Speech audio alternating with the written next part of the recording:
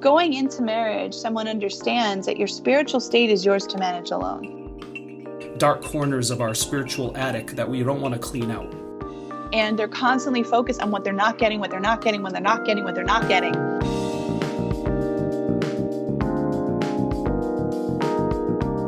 Are we really what we think we are, or are we wherever we are with Allah? Real love is always in action. Welcome to another episode of Coffee with Karim. Today I have Sister Megan Wyatt. She is the founder of Wives of Jannah, where she focuses on her passions of relationships in order to support Muslim wives and couples in strengthening their marriages while building a bridge between our Islamic frameworks and modern developments in the field of personal development and relationship and marriage support. Sister Megan, welcome to the show. Thank you so much for having me. So today I'd like to dive into relationship key concepts and skills. And one of the things that has often surfaced in my work, especially with bachelors and bachelorettes, is, what do I need to know before I get married? How do I know if it's Mr. Right or Mrs. Right? These are all the things that I think a lot of people tend to ask themselves. So what I wanted to do today is just start exploring with you from your work and experience, and of course your, firsthand marital experience as well. What would you like to start us off with as far as essential things that we should be aware of? Perhaps demystifying any myths or things regarding what we should know or do before marriage, and maybe some ways that we can reduce harm or poor decisions, let's say. Well, obviously, this is a big topic. So there's a lot of different ways to kind of approach this. And I've been working with, from the single side to the getting married part, the people, going through the engagement process to marriage for many years now. And I've tried to sort of boil things down to a couple of different, if someone's saying like you just said, what are the things I really need to know before I get married? What should I be working on? What should I be focusing on? It's vast, because really anything you're doing to productively prepare yourself for marriage, inshallah, is going to be to your benefit. But I've spent a number of years really trying to narrow down, now that I've also spent, a decade plus working with people who are married as well. What is it that I wish that they would sort of have known going into marriage? And I think one of the things that really is clear for me personally is that people have a mindset that life is a journey of growth. And I say that because obviously being in the coaching industry, personal development is something I'm really passionate about. And it's something that for me personally is sort of one of my main vehicles for growth and learning and development about myself, first and foremost. And when people come to marriage, or they're going through the marriage process, specifically, let's just start with the marriage process. A lot of times people are looking at that person across the table, or I don't know if it's on Minder now or whatever website people are using to find someone. And they're thinking about, what is that person going to do for me or give me? And there's, of course, a natural side to that, because you're obviously looking for someone that's going to also enrich your life. But I feel that ultimately there isn't the idea that you're going to be getting married, which means you're going to be challenging all of your personal limitations, your mindsets, your beliefs, your fears. Marriage is going to uncover, I always tell people, I think that marriage is one of the greatest invitations to spiritual, psychological, and emotional development. And then after that, it will be having kids, because kids will also, if your spouse doesn't turn over every rock that you've not explored in your life, your kids will do that for you as well next. Absolutely. But I mean, yeah. So as getting married, I really want people first to recognize that, life is supposed to be a journey of growth, of spiritual growth, of emotional growth. We're not supposed to be the same person a decade from now. Oh, yeah. We should change. We should evolve. We should develop. And so I like for people that are single to sort of start out with this mindset of growth. What are you doing to grow spiritually and psychologically and emotionally? How are you challenging your fears? How are you looking at your personal limitations? And a lot of times people are like, what? Limitation, fears, beliefs? What are you even talking about? And it's like speaking a foreign language. And I can relate to that, because before I personally fell into I always say I kind of fell into the personal development realm, because that's literally how it happened. I didn't have this idea of like challenging my fears and pushing myself out of my comfort zone and what are my limiting beliefs. Like all of this language, I think, is a lot more popular now. And I think people are more exposed to it.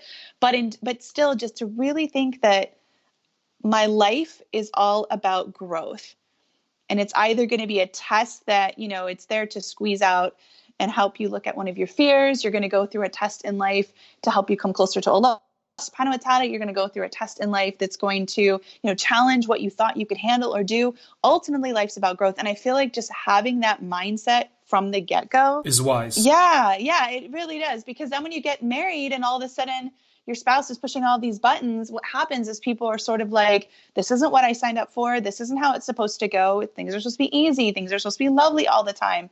And the reality is whatever buttons they're pushing in you are the very things where you're being invited to grow and to expand and to learn more about yourself. So I really like to start with growth. I think that's the first one. All right, great. Let me just summarize the highlights here. So number one, there's this idea of utility factor. Often we approach spouses as, what am I going to get out of this? What can he or she do for me? So I'm only assessing the value that they bring me. And rather it might be healthier, of course, to consider marriage as a pursuit of service, amana from Allah, trust, and growth, as you're saying, because this allows you to be more open to the curveballs that will come with marriage. And, the first year or two of marriage is a lot of adjustment and adaptability and resolution to begin with. So we have to, if we just approach it as, okay, you look great on paper, you have all the things that I assume will be what I'm thinking as far as my needs being fulfilled. And then things start to happen where, turns out they're a human being that's not this static, crystallized image in my mind, and they actually are a living, breathing being that may have, disagreements with me, or not everything is going to flow 100% blissfully. And if we're so attached to a crystallized version of the person, especially based on how their value is only utilized for my own gain, I'm going to be a very unhappy camper, because our attachments are proportionate to our suffering, right? The nature of our attachments or expected outcomes is definitely proportionate to our suffering. So if I walk in with this very binary or simple lens, I'm already setting myself up for disappointments. Then you also mentioned that if the human being sees their life as a constant developmental journey of growth. We're not static creatures, we're ever evolving. And absolutely, I agree with you. This includes a very important highlight, which is challenging our fears, getting comfortable with our own discomforts. And like you said, a lot of people don't even know what that really means. So maybe you can start with that. What does it mean to challenge your fears or discover your fears or what you're uncomfortable with? How do we start to shine light on all those blind spots and dark corners of our spiritual attic that we don't want to clean out? Oh, spirits, that's deep. Well, by the way, you did a summary. It was much more clear than what I was saying. So jazakumullah khair. That's why I'm here. I'm the facilitator. Right. Exactly. So how does one challenge fears? So I think we often need a process for that, because there are one or two ways it's going to happen. One is you're going to be forced to face a fear. And that's going to be through some test that comes in your life, something that's going to invite you to have to push yourself. Or second is we can create that environment.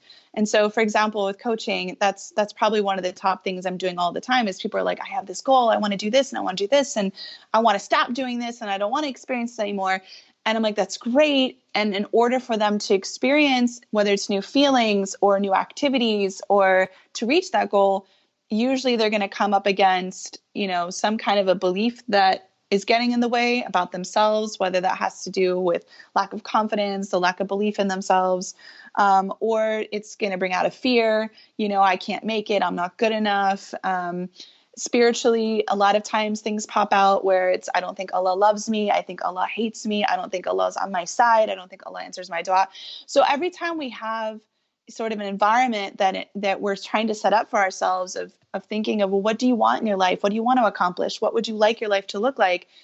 Obviously, as human beings, especially as Muslims, we recognize that we're not the ultimate designers of our life. Allah is the ultimate designer of our life.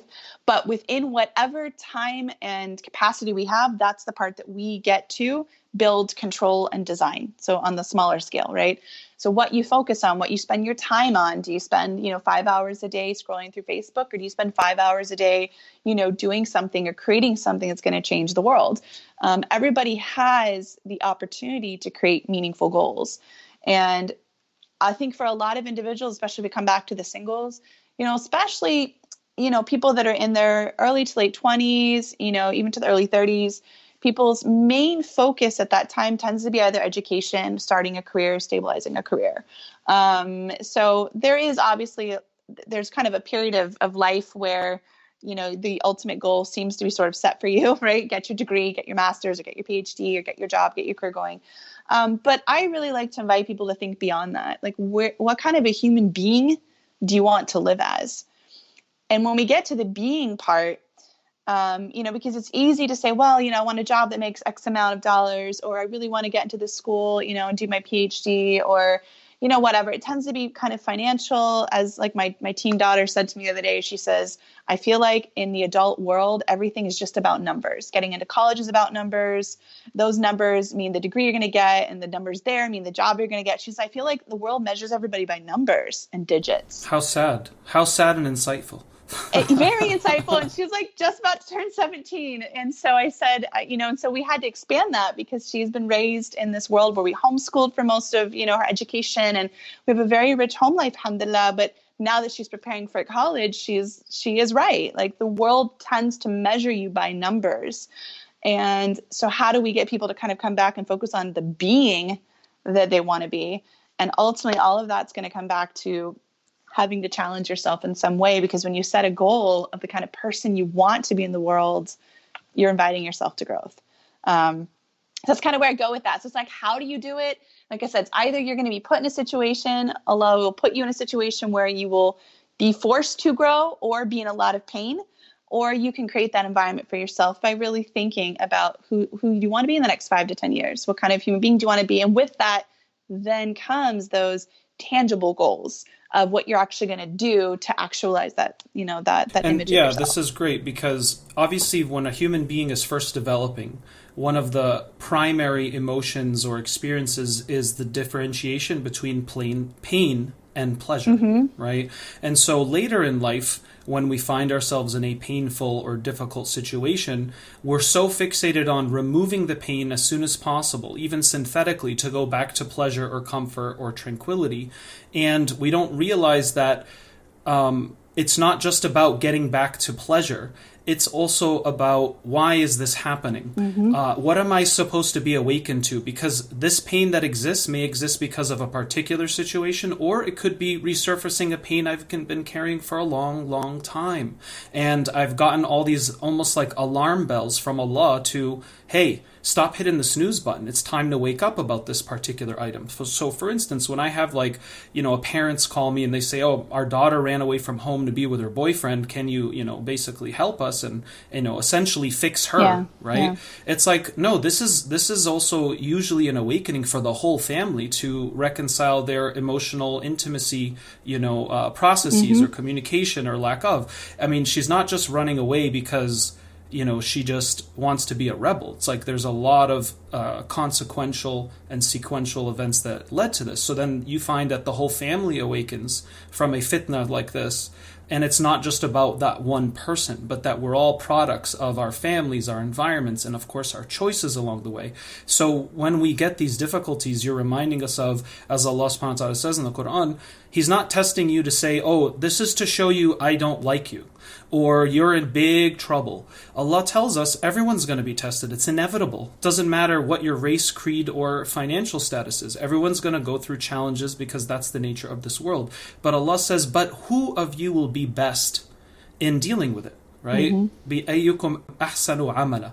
But which amongst you will have ihsan with your tribulations? Because we can deal with harm or negativity or evil by ignoring it, replacing it synthetically, or becoming evil, right? Those are just a couple of options. There's other things too, but the point here is that, is evil and pain always mean, or is it always synonymous with Allah's displeased with me, I'm failing, I'm going down the wrong direction? It's like, no, absolutely not, because mistakes and failures teach us forever acquired important lessons in how to refine. And nothing beautiful or successful ever went on this smooth, blissful track, straight up. There was always difficulties and barriers and ups and downs along the way. This is what you're suggesting. Mm-hmm.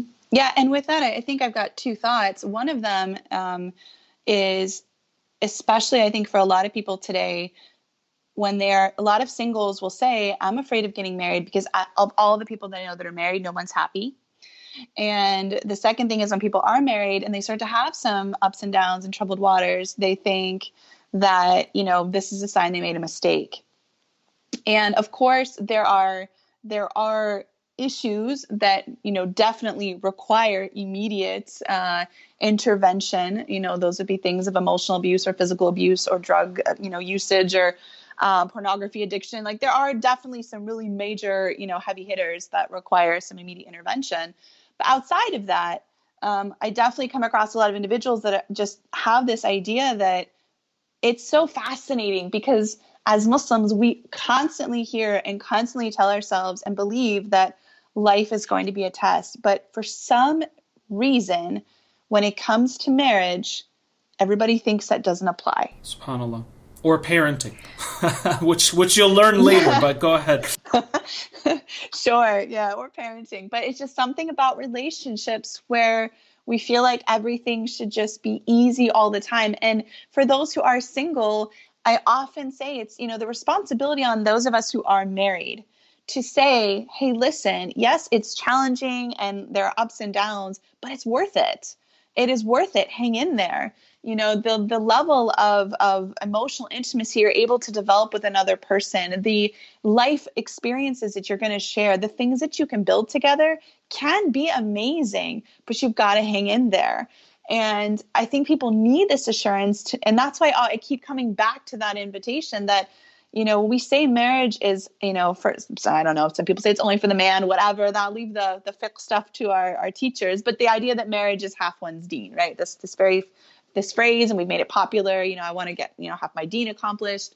I often look at that and I say, because marriage, it makes so much sense to me because it is such a huge invitation to grow and to develop. And that kind of brings me to one of my next things I often tell singles is that your spiritual state, your relationship with Allah subhanahu wa ta'ala, your iman, all of that is yours to manage alone. And when people are looking to get married, of course, one of the ideal things on the checklist is finding that righteous spouse. And for sure, you look for a righteous person and you look for someone that, is matching at your level and someone that, you can be in sync with spiritually. But ultimately, your spiritual state is yours, 110% your responsibility. And I see either singles getting, wanting to get married and they're looking for someone that they imagine, like for the women, they have, it's really beautiful. And it's not that it's not possible somewhere in the picture, but they imagine that they're going to have this husband who's going to like gently nudge them every morning at Fajr, and they're going to get up, make wudu together. They're going to pray Fajr together. They're going to do the dhikr together. They're going to do dua together. They're going to read the Quran together. Then he's going to like teach her a lesson and reflection together. And it's a really beautiful idea. And it certainly is possible. And I know there are people who do a lot of things like this together, and it's wonderful. And then I go, and then your first child comes along.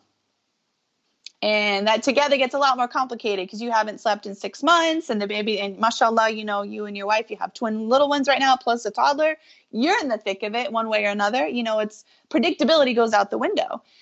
And all of a sudden, the things that maybe used to do together are a lot harder. That peaceful prayer together. Well, there's a child climbing on your back. There's another one that's crying. There's stuff that's happening. And so again, that test comes back in. And so what happens is people start, their iman can suffer at times because they're looking for their spouse to be their teacher. They're looking for their spouse to be the one that picks them up. And so if going into marriage, someone understands that your spiritual state is yours to manage alone, that on the day of judgment, you answer to Allah subhanahu wa ta'ala completely alone. You don't get to blame your spouse for what you didn't read, what you didn't memorize, what you didn't, what lecture you didn't listen to, what book you didn't finish, the dhikr you did or didn't do. It's really so important to recognize that this is your job. And if one's spiritual state is intact, then a lot of other things are going to be easier. So it doesn't mean there aren't going to be challenges, but when you're emotionally grounded as a person, because you've been focusing on all that personal development, right? And your iman is strong, then the things that are going to happen in life, you're going to be able to weather them much better, because Islam gives us, tools to utilize at our hardest moments. But if you're not taking care of your iman while you're single, and then you think when you get married that somehow your spouse is going to be like your teacher, your sheikh, your sheikha, your whatever, then things are going to go downhill, because once you lose that relationship with Allah subhanahu wa ta'ala and it's not as strong, we can't be surprised that then there will be different issues within the marriage itself. Yeah, I was going to say, you're also bringing up this point of we've got to remove this construct of the savior mentality, whether it's with a spouse or imam or anybody, right? And rather we have to have I need to embody, model, and give advice mentality, right? Like we have to be proactive with our own spirituality as well as with those who matter to us, right? We can't just say, oh, well, since they're not reminding me, then I don't need to really do it, or they don't pray, so why should I pray? It's like, no, in the end, you have to have that personal accountability and responsibility between your relationship to the divine is always the primary, and your relationship to your husband, your children, your wife, your friends, your family is secondary relationships to the divine. That's how I see it, because if your divine's intact relationship, you're gonna inshallah optimize and probably be progressing in your created relationships, or the relationships in creation, to be more specific, right? So that's one. Two, half our deen, we're always talking about it, but is half our deen just signing a contract and now I've completed half my deen right now? Exactly. Of course not. No, it's about all the things I thought I had or gained or accumulated is now going to be tested, refined, optimized, or even denied, right? You think you're patient? Well, turns out when you're married or have kids, you're going to learn what patience really is. It's not the same as being a patient bachelor. With your mom not folding your laundry right when you live with her, right? That's not necessarily the, eliteness of patience, right? But half our deen is about, okay, whatever I've cultivated as an individual, now I put that to the test and it gets refined, and my current qualities that are good grow and expand and become richer. And I also learn what I still don't possess or is still suboptimal. That's the beauty of a real conscious, relationship where we actually wish well for each other. Because it's not about, if again, we have that egoic utility approach of, well, you're not the way I wanted, or you're not acting the way I've pictured. I didn't sign up for this. I've heard that so many times. Yeah. This isn't what I signed up for. I don't love them anymore. It's like, no, you're realizing that the construct that you were in love with isn't real, and you don't know how to deal with it. And now you just want to run away or marry another woman or divorce or cheat or whatever it is, right? And that's happening, unfortunately. Yeah. The other point you're mentioning is that if Islam is really centralized in each spouse's lives, this creates a sense of spiritual immune system, which allows us to be able to take on the challenges and tribulations which inevitably will come for everyone. It doesn't matter who you are. Everyone has to remember this. And so without that, just like if you don't take care of your health and your body, you won't fight off germs and bacteria to the same degree as if you did. So spiritually, there are, germs and bacteria of existentialism that we have to make sure we're in good health. And I would also add to that part of Iman, because Iman means to entrust, to protect, and to have security, is that if I'm going to entrust myself to this person or this opportunity of marriage, it's a gift from Allah subhanahu wa ta'ala, and in order to protect that and to give it more security, I also have to seek the necessary knowledge to enhance in that. It's not just enough to know all the fiqh rules or the theology, right? It's about emotional intelligence and communication skills and male and female psychology, and of course what Allah subhanahu wa ta'ala has told us about the design of male and female. These are important things to keep in mind. So would you say that's also part of Iman, and completing half your deen is also seeking the knowledge that is not necessarily cloaked in Islamic terms or clothing, but is also has to do with anything that brings you closer to what is true, good, and beautiful, no matter what it is: job, marriage, fixing a car, etc. Well, I mean, that kind of comes back to my first point then, is that, yeah, of course you should be seeking knowledge in all of these areas, but to do that means somebody has already bought into the idea that life is about growth. And those are the people that seek knowledge, and they read books and they read articles and they go online and they watch videos. There are the individuals who go through life who are seeking to learn and grow consistently and add to, their knowledge bank. And then there are others who feel like, I'm perfect, I'm amazing. I don't need to do anything like that, and so they limit knowledge to maybe the basics of Islam, perhaps, or even, what's fascinating is you have these hardcore students of knowledge and, they know a lot about Islam itself, but when it comes to actualizing that, again, with marriage and family life, they might know, like you said, the rights of, the husband knows his rights as a husband, and the wife, might know some of her rights as a wife, but it's kind of, and I think that's part of when I started Wives of Jannah, I went into the deep end, starting with like the topics of like sex and intimacy and bigger conversations, because when it came to understanding what all this looks like in practice in an actual relationship, I found a lot of people were really confused. They didn't know how to take sort of bullet points and turn them into actions that represented love. And I think that's like one of the third things I often teach singles, but it comes up with the marriage individuals all the time. Like when you just talked about, your spiritual state and your iman and all of those things that we just kind of mentioned, ultimately a person who is close to Allah subhanahu wa ta'ala is a person who was always doing and giving and creating. And so when we think of the Prophet sallallahu alaihi wasallam in his marriage, which I don't know, what happens in the hearts of men in general, but I know for women, the moment you mention the Prophet sallallahu alaihi wasallam in the home, and I bet you know too, what's the first thing women in your experience often refer to when they talk about how the Prophet sallallahu alaihi wasallam was in the home? He was in service to his family, and he took care of some of his own needs. Yeah, like, he went and got the milk, or he fixed his own shoe. And so women, of course, because one of the number one conversations, in almost every marital household is who's going to do what, right? Go to this example because they're so moved by it, because here is a man who is assisting, who is not just assisting his wife because I'm a helpful guy. Mm-hmm. He went ahead and took care of needs of his own. He was someone who, saw a need and he met it. But one of the things that, with the Prophet ﷺ, ultimately that I saw when I went and looked at just his interaction with his wives is that he was consistently in a state of giving to them, of being with them, of touching them, of talking to them, of being available to them. Asking about their state, what's going on, checking in, communicating. Yeah. But then on the other side of that, when you then, get to see some of the examples we have of his wives, it's the same. Khadija, we all love, and that moment where the Prophet ﷺ comes to Khadija after he sees Angel Jibreel for the first time and he's shaking, and she covers him and she assures him, and that moment where she believes in him. And that's a need that a lot of men have, is to have their wife believe in them and to be able to be vulnerable in a situation where they don't have all the things figured out and they don't quite know what they're going to do, or they are feeling afraid, to have a wife who is like, there and supportive and reminds him of who he is, and her faith in Allah subhanahu wa ta'ala was so strong.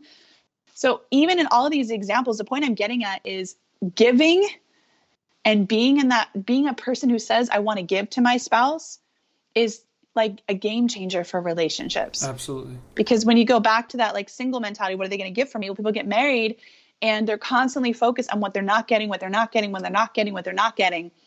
And of course, you and I both work, in counseling. So of course we have to have a conversation about, okay, well, let's figure out how we can get your needs met. Of course, it's important to find that balance for a couple. But what's so transformative is when someone first starts, and if you notice, like all of mine are first, your spiritual, your personal growth is your job, your spirituality is your job. Well, so is being that person who creates action first. Because to me, like I love M. Scott Peck when he always talks about how love, real love is always in action. It's something that you do. It's created, yeah. It's like a fire you got to keep lit. You can't just expect it to burn for eternity. You're not going to get that warmth and light. But it's something built by actions, though. It's built by tangible actions that are intentional. And so if people go into a relationship thinking, how can I give? How can I make this person's day better? What can I do to lift them up? How can I reflect my appreciation, my gratitude? Just having the mindset that a great relationship is about being a giver or a creator of love is a huge shift for a lot of people. Right. It's like I said in my Muslim marriage myths, I think it was like episode 7, which is that a lot of people want the light of love, but they don't want to deal with any of the heat.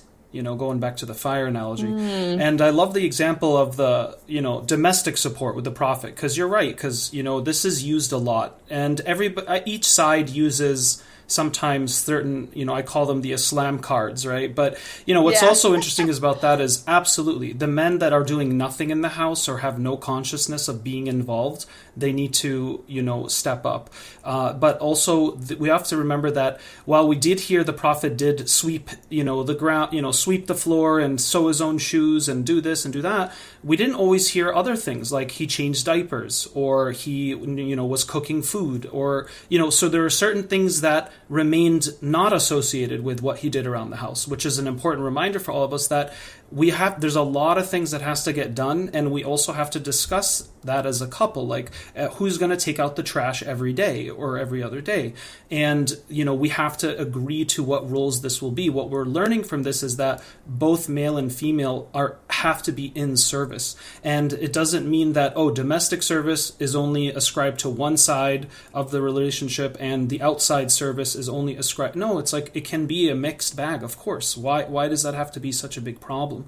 So I think that's an important reminder that it has to be discussed, and we also have to figure out what are our roles, and that isn't necessarily rooted in fiqh. That has more to do with culture and custom. The other danger of that is if we go too extreme.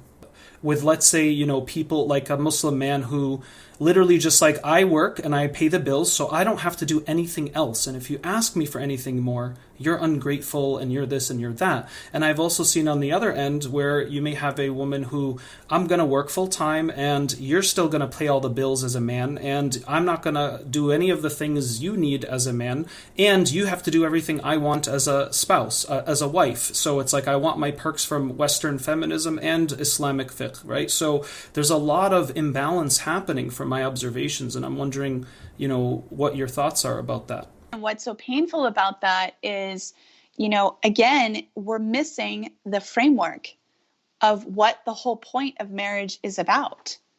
And that's sort of one of my most driving motivations with Wives of Jannah. But even for myself, it's the reminder I come back to over and over again. What is the point of marriage? And from there you go, what's the point of your life? Why are you here? And if we forget the answer to that ultimate question, or if we don't know the answer to that ultimate question, but most importantly, if you can't answer, why are you alive? What is the point of you being on this earth?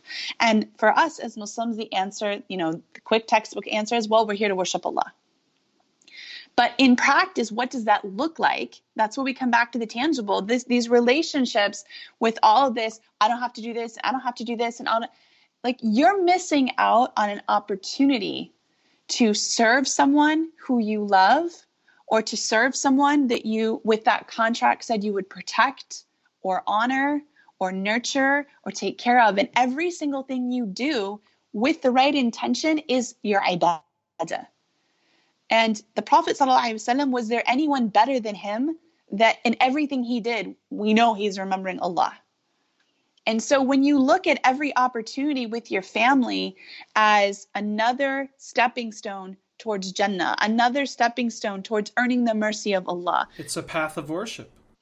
Yes, it is a path of ibadah. It becomes that with your intention. And so I think that when people sit down for a second and just look at, when I say the chaos of the home, obviously I'm thinking of mine at times, where laundry's on the couch and the toys are all over the place and, the dishes need to be put in the dishwasher. And I was just wondering, these two kids are fighting, whatever. And we're all tired of there's just, my life is very busy. We're a big family, right? Just a lot that has to get done. There's resentment, there's frustration, there's irritation, and there's all those emotions, which, they're normal from time to time. We all have our days. That's okay. But when you can step back and really see this whole opportunity in front of you as how many different ways can you earn the pleasure of Allah right now? I really feel like it changes the conversation. Your wife is tired. Your husband is tired. They had a bad day. They're upset. They're going through grief. There's something difficult with a child. the whole point is, what you see with the Prophet ﷺ and his wives consistently is they are mutually supporting each other. Yeah, and like you said, people can say that over and over again. Oh, I don't have to listen to you. A man's not gonna tell me what to do, or I'm not gonna be told what to do, ordered around and controlled by a woman. It's like, well, you also don't need to listen or obey Allah either. That's the point, right? It's a choice. And so you've got to be conscious about your choices, and that comes from, how do I make meaning of my life and these concepts and these principles? And in the end of the day, we are obeying and serving everything and everyone around us constantly, right? I mean, you listen when your boss tells you, to be at work at 7 a.m. because you have to, you're going to obey, right? And so when your husband or your wife asks you to do something, and all of a sudden it's like, oh, you're trying to control me and this is patriarchy or whatever. It's like, well, subhanAllah, how come when it comes to your Uber driver who tells you can't, smoke in the back seat, or you can't, do this, or your boss or your doctor tells you don't eat this and take this medicine. We're obeying and listening to authority all the time. And what? Entrusting ourselves, Sister Megan, which is Iman. We're entrusting ourselves. We're thinking our health will be more secure, or my job, if I listen to my boss or my doctor. So this is actually happening everywhere. It's just not always properly associated or linked in, perhaps. But you brought up a really important point, which could totally dive deep into so many things, right? Because I feel like I could hear every woman listening to this being like, but wait, especially women. Again, I think it's always important to offer a disclaimer that these kinds of conversations, at least what we've been talking about so far, is not in the realm of emotional abuse, physical abuse, sexual abuse, any kind of abuse. I always repeat that because so often I write something on my Wives of Jannah Facebook page or Instagram or one of my programs, and I get a response or an email or comment of people, and the but question is always because they're hearing it through the lens of their particular experience or the exceptions of the pattern. Yeah. So when you say things like, well, this is just patriarchy, well, yeah, there are cultural things that exist in the world and have always existed and probably will always exist that are not unique to Muslims, in which women are mistreated, or children have been mistreated. So for sure, there is a need for us to have dialogue and conversations and to challenge the status quo, because there are a lot of really painful, unhealthy constructs. Yeah, for sure. Cultural norms. Yes. Yeah. So I felt like we have to say that first. Always, because I care a lot about anyone that's going to hear something. One of the things I'm really sensitive to is I just don't ever want someone to hear something that I've said. And so every talk I do, I always add that disclaimer. By the way, if you try to apply any of the marital advice I'm about to give you in this program, or if I've spoken at a conference, I said, and you're in the following scenarios, you're going to hurt yourself more. Of course. It's like the doctor saying, eat an apple, an apple a day keeps the doctor away. Well, not if you're allergic to apples, right? Or if you have a bad reaction. Yeah. I mean, of course, there's things that, I hope it's a good reminder. Thank you, Megan. We need to have common sense and recognize that we're talking about general themes that apply to most of the population, right? Well, but at the same time, we are not... veiled from all of the unhealthy and imbalanced constructs, abuse, and, disequilibrium that does occur, for sure. I mean, we're dealing with that all the time. It's for sure. Some things I'm like, oh my God, how could you think that way still, right? But subhanAllah, people have their own timeline for, like you said, growth and development, and we're going to be on that line or that pulse of growth, depending on how much effort and exposure we have to those resources. But please continue. Yeah, thanks. No, I loved your point about just, we're always obeying and we're listening. So that's why I said after the disclaimer, we'll come back to these points. There are two ways that you could, if we're going to stick with this word obedience, or let's just maybe change it because that gets complicated for Muslims as well. Let's change it to honoring someone's request. Okay. There's two ways that you can do that. You could listen to your boss at work, but you could resent them deep down. Or you could listen to your boss at work and trust that what they're telling you to do is going to, get you to whatever end goal that you're working towards.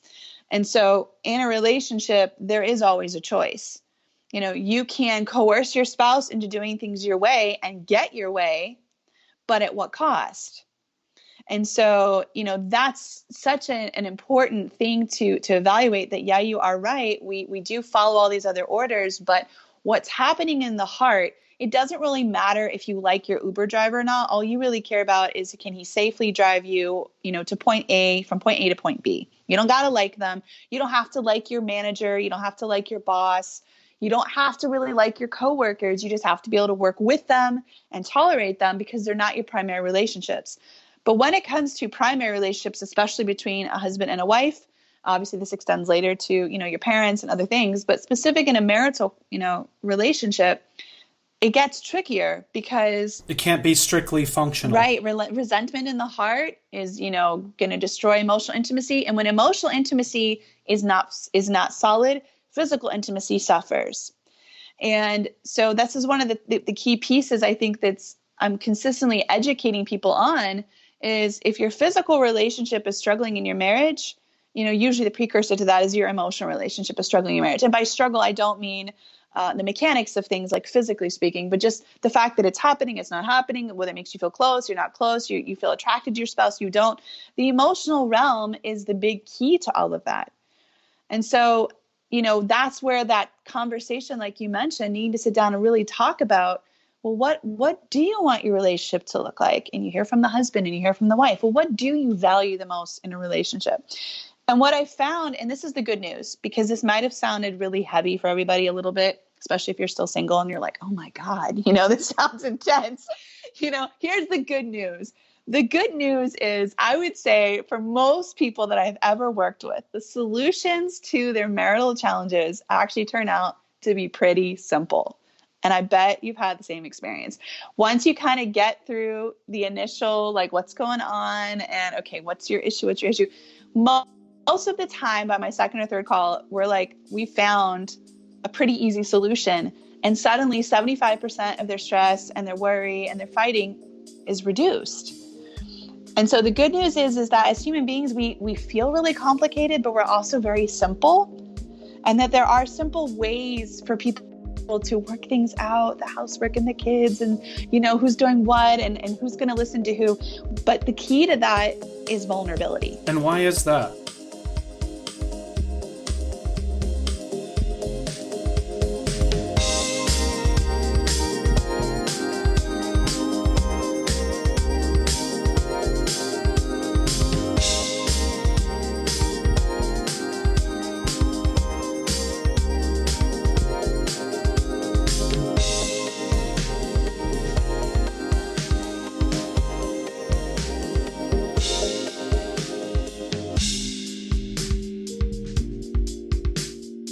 But the key to that is vulnerability. And why is that? So this was something that I discovered first in myself when I sort of started this personal development journey, that I thought I was like this super open, vulnerable person. But the truth was, I realized that I was an extremely guarded person, that I was not vulnerable at all in any relationship. And of course, I was younger, so there wasn't as much experience for that. But whether it was with family, with friends, with myself, in my own prayers and dua, I recognized I was a very guarded person. I was not comfortable with the idea of being vulnerable. And opening myself up to that, and then becoming, learning that there's a whole art to vulnerability, has been just huge for me. And then how I'm able to relate to others, whether it's my children, whether it's my husband, whether it's, my parents, for my father passed away, whether it's my sibling, whether it's friends.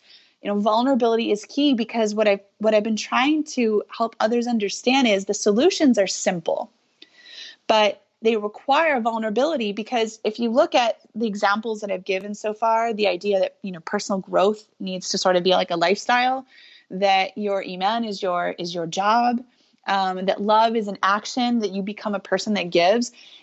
Ultimately, you can't do any of these three at a high level if you're not willing to be vulnerable with yourself and with your Lord first, and then with others. Vulnerability is key, because all of these things require maybe doing something new, maybe admitting that when your spouse says this or does this, it makes you feel, shame or embarrassed or not good enough. Or, sometimes we do got to get down to these levels where we start to recognize, or the other way, if your spouse would just do this one little thing, you'd feel like, a rock star every time you enter the house. You would feel amazing, right? They're usually not complicated, but getting to the solutions requires some vulnerability. And in absence of vulnerability is where you have the telling their spouse every single thing that's wrong with them and being completely blind to your role in the relationship. Mm-hmm. Yeah, and for some of the men out there, to simplify it, no risk, no gain principle. But what we're risking here is exposure of our emotions, our fears, or the things that we're too afraid or don't have the courage to expose to our spouses because we're afraid we'll be rejected or they might think less of us, right? So for instance, if you need support or you had a bad day at work, when your wife says, "How's your day, honey?" You're like, "No, nothing, everything's fine." But you were humiliated at work today and you don't want to talk about it because you're afraid of what that'll do to your perception, let's say, right? But I would also add, Sister Megan, that vulnerability, I have actually a feelings table, and the two axes, X and Y, is vulnerability and empathy. You need those two because vulnerability is our ability to open up and expose what we need, and empathy is our ability to understand, feel with, and give what the person needs, right? So they each feed off of each other. I can only be more empathetic the more I know about what's going on for you. Because sometimes, I'm sure you've seen this in couples work, somebody will be like, "I felt this way for the last 10 years, but I never said anything because I was afraid, or I didn't want to make too many demands at the beginning of our marriage." But then that sets the stage for expectation, doesn't it? Yeah. And when you mention about empathy, is the key to empathy and being able to offer that to someone else is always going to come back to how connected to yourself you are and how connected to your own experiences and feelings and fears and beliefs. It's like I always say, I don't have to have walked in your shoes to understand you, but I have certainly walked in mine. And so, and I think, again, the good news is both vulnerability, I consider vulnerability and empathy art, in the sense that it is something that you can get better at over time, that you can practice, you can develop. And so, like, if you're single, people are like, "Well, how am I going to do that? I'm single." Empathy and vulnerability is actually, core. Thank you for bringing that up, in any meaningful relationship you have. Now, maybe, you have relationships that don't usually go too deep, but if you're around people for long enough, if you've got friends for over a decade, someone's gone through a hard moment, someone's gone through a loss, someone's, the hard knocks of life have hit them in some way, and so depending on how in touch with your own self you are, is the ability you're also going to be able to probably show that support to somebody else and truly empathize with them. And what people need in different situations is different. Like, some men do want to talk about it. Some men don't need to talk about it. But I would say from a wife to a husband, but all men need to know that they have, the support of their wife. Right? And vice versa. Yeah, for sure. I would put it maybe in also a simple model which I use, which is what bringing it back to this point of, like you said, a lot of things are simple when we get past all the baggage, the resentment, the blocks that don't allow us to be vulnerable or empathetic, because we've crystallized that negative story about the person based on that hurt or pain we've experienced. And oftentimes, Megan, many spouses want the same things. Yes. I'm like, I talk to this side and that side before we do any teamwork, and it's like, "Oh, I want better communication. I want love and respect. I want affection. I would like this." And I talk to the husband. He says all the same things. But it's going to manifest differently at times, or the same. Sorry. I was going to say, not just that. I got to tell you something. Not just that, but what's fascinating, when you mention empathy, is a lot of times not just that they want the same thing, but you realize that they're both feeling the exact same way in the marriage. SubhanAllah. And so, like, I had a couple weeks ago, and this has been repeated, where I'm like, so exactly how your husband feels, and exactly how your wife feels, because they have both expressed how they feel in the marriage almost the same way. And so I'm like, so turn to each other, because now you know exactly how your spouse is hurting or feeling. And they're like, whoa, that's really big. Because before that, they're feeling isolated, they're feeling alone in their pain. But when you can look across the eyes and go, wow, if we're actually both feeling the same, again, that's good news, because you can connect on that now. You can understand each other, and now you're more motivated to listen to your spouse because you understand how they feel, versus, it just feels like this list of problems and this list of problems. So sorry, I had to dive that in. Sorry. No, I appreciate that. And taking it further kind of to the science of, the human condition, which is that we are created as bonding creatures, right? Creatures of bonding, social mammals. We need each other. And from birth all the way until death, humans are constantly looking for a sense of belonging. And so sometimes in marriage, if I feel afraid that my wife might leave me because I'm never around or because I've just been too short or whatever, I'm never going to voice that necessarily, right? If most men won't have the courage to say, "Oh, I'm worried you might leave me one day." No, what we do is we create a defense, and then we start to create perhaps sometimes a story that allows us to quit before we get fired, even in relationship. And then we start to play that dance where everyone's feeling the same thing, but no one's talking about it and no one's dealing with it. So really what you're telling us here is that it's like these steps, which I often use. We have to reveal, release, and replenish, right? We reveal what are the issues, what's the energy, the negative energy that's clogging our dynamic and our flow. And then we have to release that charge and energy by acknowledgement, by communication, by ritual, ceremony. And we replenish it through what actions now do we need to take to cure this or to resolve this or to replenish this based on what we both realize is our truth as a couple. What do you think? Well, and I love that you ended with action, because that's always like my job is always coming back to is, so now that I know what you want to feel or experience, what action will create that experience? And it's always coming back to action. It's always, if you can't do it, then you can't create it. And that's such a key understanding. Well, I just want to be able to communicate better. We just want to be able to enjoy our time together. I just want to stop fighting about things. I just want more help. The action is going to be the key to that. So I love that system. Reveal, you said reveal, release, and replenish, right? Your 3 R's. That's awesome. And the replenish part is going to be, again, a consistent set of actions or a new set of actions or an introduction of new actions that are going to change the chemistry in the relationship. It's going to change how you talk, or it's going to change what you do, or it's going to change your sexual experience together. It's going to change, what kinds of things you do as a couple. That change can only happen with action. And so the action is key. And a lot of people stop. They might do the revealing part. They talk about things and they talk about things and they talk about things, and nothing changes because they haven't introduced a new set of actions that are going to help shift, what they're doing. Right. Yeah, exactly. And sometimes we're just revealing all the stuff that bothers us and we stop there. Or we reveal and we keep releasing it, like we keep talking about, oh, these are the issues, this is that, but then we don't do anything about it. And Nike, if you're listening, I want a sponsorship, because I'm always telling everyone your logo, just do it.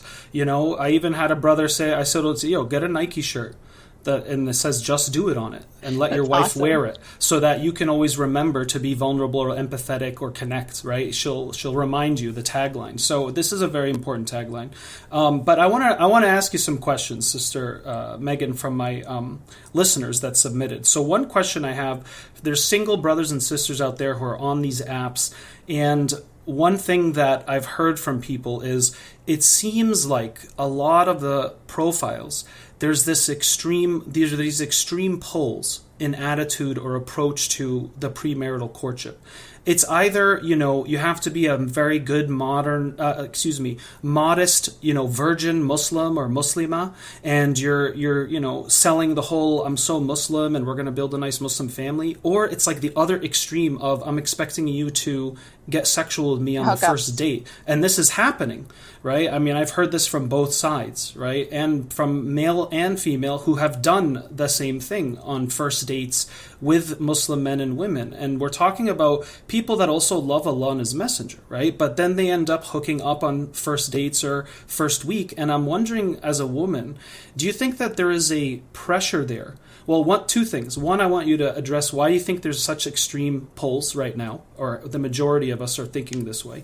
Two, do you feel that with the world an onslaught of over-sexualization, pornography, unfortunately, it's there is that sexist double standard that exists in some Muslim families and cultures of, okay, men can do whatever they want, but women can't. And so now women are also saying, well, why can't we explore our sexuality or our intimacy with men before marriage? Men are doing it with non-Muslim women, and now they're also doing it with Muslim women.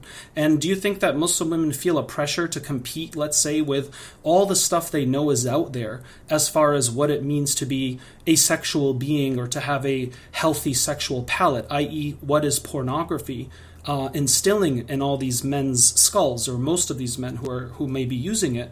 Do you think that women are aware of this from your knowledge and realizing, like, I have to basically compete with all this garbage that they're watching, and I even have to sometimes get that approval or validation before we even get married, because some guys may make that the issue? How many hours do we have left for this podcast? All right. Okay. So, I mean, for the polar extremes, my experience has been mixed with that. I do know that from the women that I talk to or work with or I'm friends with, but I mean, I think having been involved in the singles realm for a long time, I have a course called Finding Mr. Right. It's currently inactive. But for many years, my primary focus was helping women get married. And we had a huge focal point on using the matchmaking websites, because that was something that a lot of people were turning to and writing their profiles and things like that. So I have a lot of experience in that area. And I would say for women, the experiences are pretty bad and pretty negative. And I have been shocked to find out how many men are using the Muslim matrimony websites as hookup sites. I'm not even sure why they're bothering. If they want to go and have sex with someone, I'm not even sure why they're bothering to be on the Muslim website. I mean, like, I don't know why that even makes a difference for them to go and commit zina. It's haram. It's a sin. But ultimately, and yes, there is the other extreme for the women where it kind of goes back to that example I gave of like this, fantasy or super ultra religious spouse model. Men have their own version of that as well as women have their version of that. So yeah, the polar extremes are there. I like to believe that there is still a very healthy middle ground, because I believe that in the world in general, that the majority of people are good. I believe the majority of men are good. I believe the majority of women are good. I mean, I do hold that belief that the middle is the majority. But when it comes to these websites, it seems like the majority aren't on them. And so you are getting both extremes. For the women specifically, I hear a lot more negatives than I hear positives. And I do hear a lot of men approaching them, wanting either to meet up for sex after they go out to dinner the first time. And I think part of the challenge in all of this is that there is a pressure to get married, because if you are a Muslim that has taqwa, specifically addressing the women, because you kind of brought that angle up, then dating is off, the options. You're not going to go on dates. You're not going to have other relationships. So you are holding out for marriage. And sometimes the desperation to get married leads people to make choices that they wouldn't make if there were more honorable men around. And you could look at society in one of two ways: who ultimately controls sort of I guess we'll call it like the love marital pool. And both spouses have a lot of influence. But I would say that women, if the women held firm to the principles of Islam, or if we looked at the world, once upon a time, women did not hook up on dates. They did not have sex before marriage. Like, that was the norm at a period of time in the world, right? There were more values and principles that were held. Men understood that there were certain hoops they have to go through to get married. And as a result of that, society followed suit, right? So even here in America, people used to go out on chaperoned dating, right? They might have courtship. had courtship. They might have had dances. We've all seen like movies with the I don't know what you call that kind of dancing, that polite dancing they do in lines and groups or whatever. I'm thinking Pride and Prejudice, stuff like that, and that was like kind of the extent of it. Of course, people can always sneak off and do wrong. That's always been in society, but there was a healthier model for finding a partner. And today that model is completely gone. Everything is open. Everything is okay in terms of culture and society.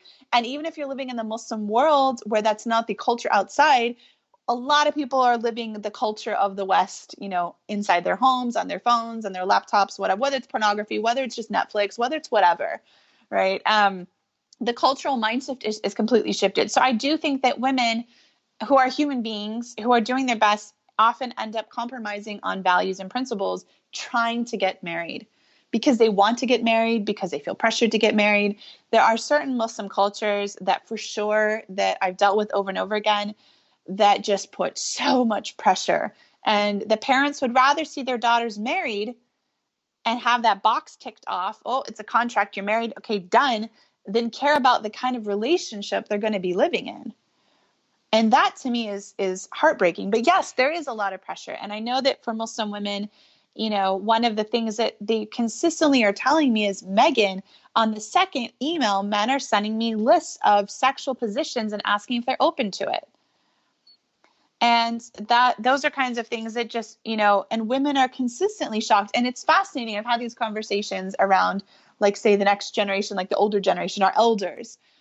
And I can't tell you how many men and women have equally responded. If I ever knew that happened, or if someone ever did that to me, or if that was my kid, like that guy would be, punched in the face. Like there would be some or smacked across the face. There would be a shock to somebody behaving like that. But now we're actually debating if this is normal, if it's okay, maybe people need this kind of stuff. And for sure, I believe it's because pornography has crept into everyone's lives. And again, let's go back to the beginning of what you and I were saying. What's the point of your life? What's the point of marriage? The problem is, in these matchmaking sites, these conversations, no one's thinking of Allah. They're thinking, what's in it for me? And their sole focus is biological processes. They're not thinking, how can I marry this woman and honor her and protect her? It's chivalry. What's chivalry? That's the idea is gone. Muslim male honor. Where is this? This idea of building a family that worships Allah, that knows Allah. Those conversations aren't happening. But I think on the other side, we kind of can't be surprised because, as Muslims, we're humans, right? We have the entire variety of people practicing Islam. From people, may Allah guide them back, almost on the way out the door, to people who Islam is cultural for them and they don't really practice right now. And so, again, that's like when you come back to that part of your iman, your marriage is going to reflect your relationship with Allah. Your marriage is going to reflect how your iman is doing. The person you pick, where you're at in your journey, how you behave in your relationship. There is the cultural side, but I always would say Islam is stronger than culture.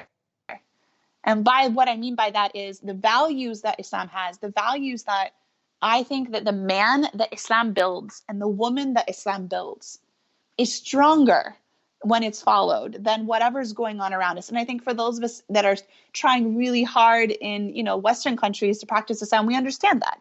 When we're sticking to our values, and our values are stronger than the culture around us as long as we follow it. So I'm not surprised that it's happening, but it's very disappointing. And so yes, the practicing Muslim woman, she's kind of stuck in that angle where even the guy who is hooking up with women, he had multiple girlfriends, he was intimate with a lot of people through college, whatever.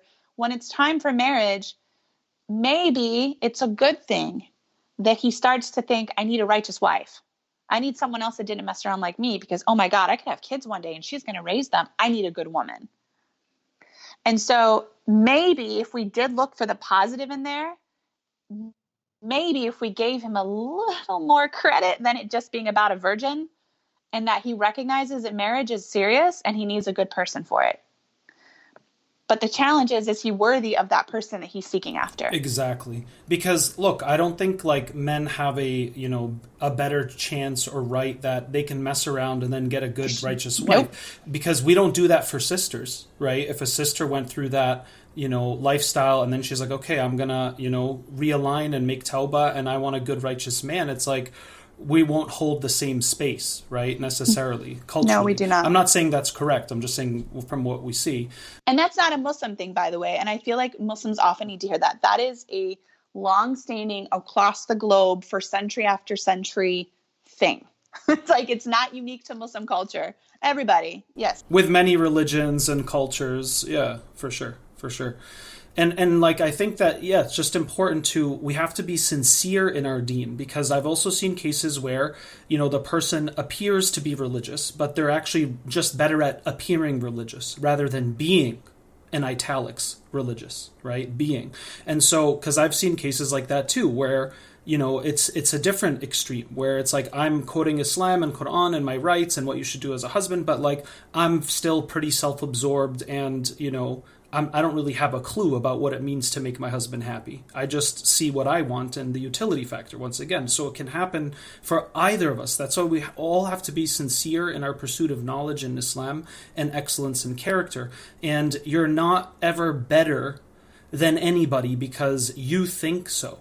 Really, you don't know. There's people that they committed way more sins than you, and they might have a higher station with Allah with a person who, quote unquote, never did any of the major sins along the way, right? It comes down to your state of consciousness and how you made meaning of the ups and downs of your life and what you did about it. Again, the action point, right? So men should never assume that, oh, if this hijabi's hooking up with me, she's automatically not a woman I would marry because she's hooking up with me. I'm like, well, you're hooking up with her too. Yeah. You're at the same level. You're not superior to her level. You're at the same state of consciousness. Maybe you two can say, look, this isn't good. This is wrong what we're doing, but we actually have a good connection and chemistry. Why don't we actually commit to doing this properly so Allah can bless it and get married and no more of this, right? That would be a sincere, reaction to that. Not like, oh yeah, she was good, but then once I learned that she would hook up, I'm not going to consider her anymore. It's like, why not? Right. You're that guy in her eyes, And so that's something to keep in mind. Quick question I had also before I let you go is some sisters and brothers who have been, with their category of they're good people, they are trying to take marriage seriously for the right reasons. Because these are people, let's say I work with, directly. So I know how they are and what they're going through. And they might be trying, Sister Megan, for a year or 2 or 3, and they're starting to lose hope. What advice do you have for them? You mean they're losing hope in finding a spouse? Correct, right? Yeah, like they just keep fishing and there's no good bites, Well, I think the first thing that is sort of it's not going to make the loneliness go away. It's not going to make the longing to have a spouse with you go away. But I think one thing is there's a couple of angles to this. First of all, spiritually, there is a danger sometimes where a person starts to resent the rules of Islam because they're like, if I wasn't Muslim, then at least, I could, ask my coworker out on a date. I could go to the party that, my friends are going to from one of my classes and, maybe I'd meet somebody. Or maybe they even... I can marry that nice white guy, Brad, from college that still and there's a lot of women that I know, like working professionals and religious and hijab and whatever. All of for example, the Muslim men they've spoken to have just been, oh man, we just got to do better with the men, just not emotionally intelligent, evolved, read I'm up. trying. I'm trying. I really am. I'm so overbooked, I'm trying. I know. But then they have these really great, nice, awesome non-Muslim male coworkers that are like, that's okay. Like, sure, we can go visit at your parents' house. Like, they don't even mind the rules. Like, oh, I don't touch. That's fine. Let's just go have coffee. Like, they're kind and they're good and they volunteer and they're, whatever. And what I'm saying is generally part of the fitna is really great guys, but they're not Muslim, for example. Like, genuinely, like they're all intents and purposes. We know they're good people. And I've worked with a lot of women and they're like, I've had this coworker for the past year and he's so great, whatever, but he's not Muslim. And what do I do? And so these things are out there. And so the first angle is, I like to say is that even though it might look like everybody else has it easier, they don't. And I'm saying non-Muslims, like how many people are in their mid-30s going to bars after work, trying to meet someone, like the whole happy hour after work space, people still going to nightclubs, trying to meet someone, people going to mixers at churches and maybe at synagogues or, events, people are still trying to meet someone. And it's not easy to find a life partner for anybody. So I think that's an important distinction. Hooking up, sure, that's easy. But is that what you want in your life? Right? Is that the standard you want? No. Dating someone temporarily, trying it out and seeing how it goes. Is that the value that you have for that practicing Muslim? No, that's not what they want. They want a life partner. So I think it's important to know that people, Muslim or not, are having a hard time finding solid life partners, marriage, somebody that wants to commit, someone that wants to build a family. This is something a lot of people are struggling with across the board in general. So that's first. And I say that again, just because, you might feel like it's only you because of all these rules, but the reality is other people are having the same hard time, but compromising themselves in the process of trying to get that commitment. Right. Yeah. And it's happening in and out of our community, of course. Our community outside. Yeah. The second part is, you know, again, life is a test. And so for every single moment, you know, addressing those people who are practicing and they're taking it serious, you're patient and you're not going outside the boundaries that Islam has set, and you're not compromising your Islamic values. Every single one of those moments, you're being rewarded. And remembering that and holding on to that, I think, is really important. I admire, you know, all of the young people that could do anything they wanted on their college campuses, or, you know, even high school students, right? The world is out there, and yet they're choosing not to, and they have that taqwa. You know, Allah subhanahu wa ta'ala sees that. And I think remembering that in those hard times, and perhaps this patience that you're going through right now and the discipline that you're having to stick to those boundaries, you know, that's another castle for you in Jannah. And so that's, you know, that's definitely the second piece for that, is you're struggling, but the patience and remembering why, again, you're here will help balance, I think, yeah, some of those, the hardships, the loneliness, the feelings, you know, because again, like we said, everything is a test. So being single is a test, being married is a test, you know, everything is a test. And so ultimately, if you can hold on to that iman and be patient, Allah's going to reward you. Yeah. And let me expand that a bit, because when we take it as a test, again, it's not just to sound, you know, manufactured and, okay, I guess just life has to suck for me, but rather see it a spiritual lens of, look, if you're one of those sincere individuals that's taking your marriage, your relationship to Allah, your akhirah seriously, see it as a good sign that you're not married yet, because that means Allah is letting things brew in the way that He knows for you to get the maximum outcome, right? It's like, oh, well, how come this sister, she doesn't pray, she never cares about Islam, and she got married like within a month, and the guy's hot and a doctor. How come I'm the one who's a good, righteous person? And, you know, and it's like, look, because life isn't about applying just a code and everything's going to be the same for everyone. Yes, there's going to be contradictions or things that don't always fit. Like, how come people that, you know, get things easier than me when I'm supposed to be better, you know? But that goes back to, are we really what we think we are, or are we wherever we are with Allah? And only Allah will show us that through our life, right? And people that get married faster or easier doesn't necessarily mean they're going to be successful. In fact, statistically, it may suggest the opposite, that it's going to be, you know, end in divorce sooner than later if they didn't take that stuff seriously. Their deen, premarital, you know, education and skills, or during marriage getting support they need along the way. I mean, this happens all the time, so you don't know.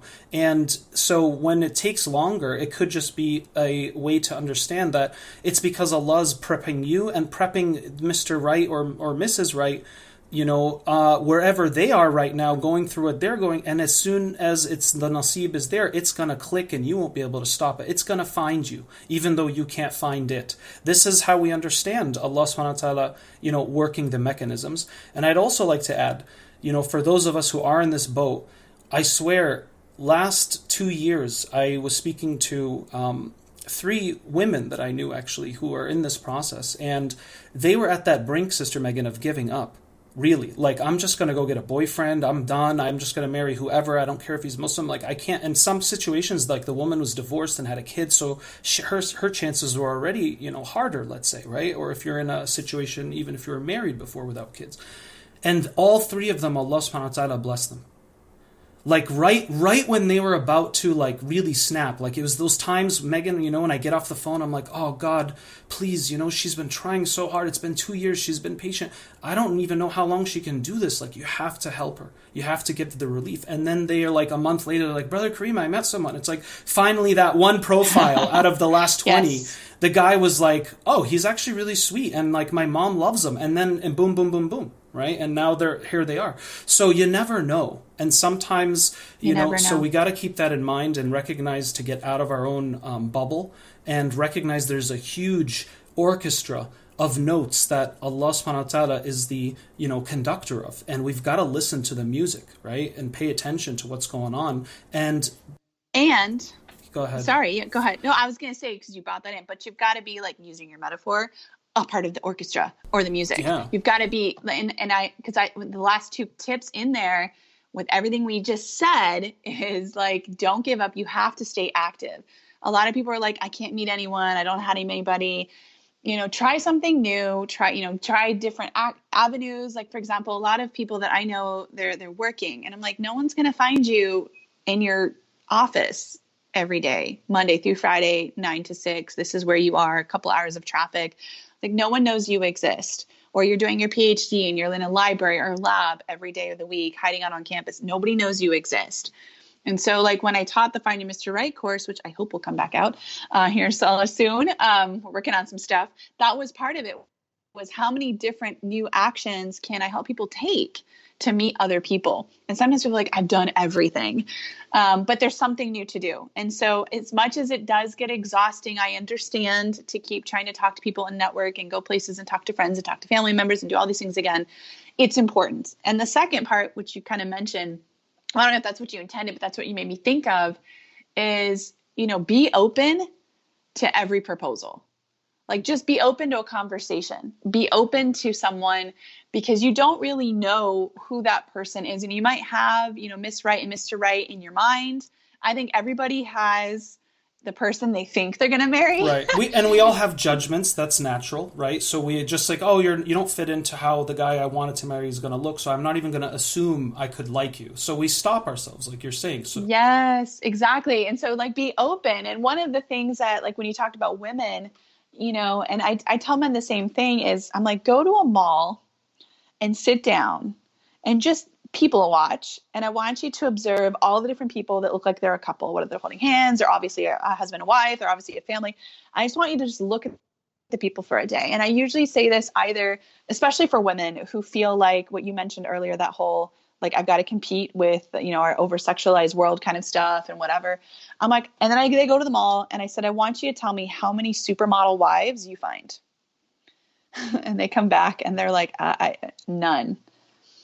And I'm like, and yet you saw all these happily looking married people and couples, boyfriends, I don't care if they're married or not. I was like, just go find couples. They're like, no, everybody looks pretty normal. I mean, yeah, this person's attractive or nice or whatever, but I saw all shapes and sizes and all different kinds of people together. And like, what can you learn from that? Exactly. And that's such an important lesson for the women and the men. It's a great is tool. Like what you said. Yeah. Is that love, companionship, marriage, an awesome relationship, is always beyond just the external. And so, yeah, you got to look for someone that you are attracted to. But the thing is about chemistry is it can make you attracted to someone that if you just looked at their picture for 5 seconds, maybe if you saw that, I tell people, if you looked at your spouse and you saw a photograph of them, and you went back in time 10 years and you're like, oh my God, I've never married that person, right? Because you're like, that's not what I envisioned. But yeah, here's this person, you talk to people that are married 10, 15, 20 years, and they're so in love with their spouse and find them attractive and adore them and everything because all of the pieces fit. And so that's why I tell people, give someone a chance, because you don't know when you talk to them and you add in not just their body, but their mind and their soul and the human being that's in front of you. You don't know the gem of a person you might suddenly meet. And I'm like, oh my God, I wouldn't have thought of them. But now that I met them, they're beautiful.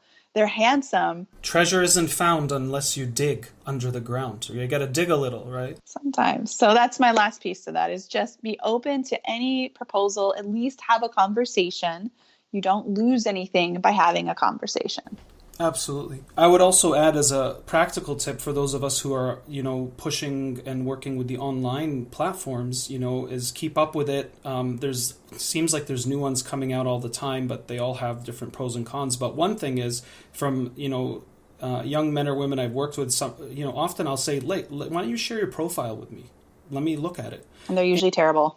Yeah, I mean, I get them, and it's like, okay, cool. Or here are all the pictures I use, and I just basically consult them, right? And I'm like, and what I always do, Megan, is I say, look, I have my own tips, and I just say, look, before I give you any of that, I'm going to read your profiles out loud to you.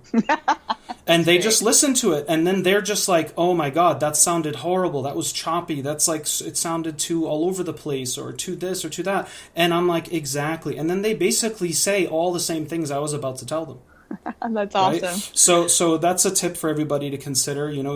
you want to also capture and represent A and whole paint a picture person. of who you really are, yeah, or at least something that makes you stand out and richer. It's just like a college essay. You don't write the generic ones to get into the school you wanted to, right? And a lot of us write the same things, right? I love Islam. I want a good wife and family. I love traveling and restaurants. Yeah, exercise, and the person clearly doesn't look like they exercise, or there's no picture of them ever leaving their state. So it's like, are any of those things real? I don't know. So let's get, again, that goes back to being vulnerable, sincere, right? Let's expose who we really are, because I guarantee you, if I see a profile that's so fresh and I'm like, wow, just the profile standing out from all the other 20 I read today is going to make me go through it. Even if you're not the one, it's going to make me pay attention. So that's something to keep in mind, inshallah. Yes, that's for sure. Like that one. And I always tell the guys, please stop taking pictures in front of cars you don't own. Okay, I'm done. With sunglasses on. Okay, I'm done. Her link, Wives of Jannah, will be in the description of the show. If you'd like to work with Megan or myself, you can find the links there. Thank you so much. We hope to have you on again soon. Sounds good. Thank you.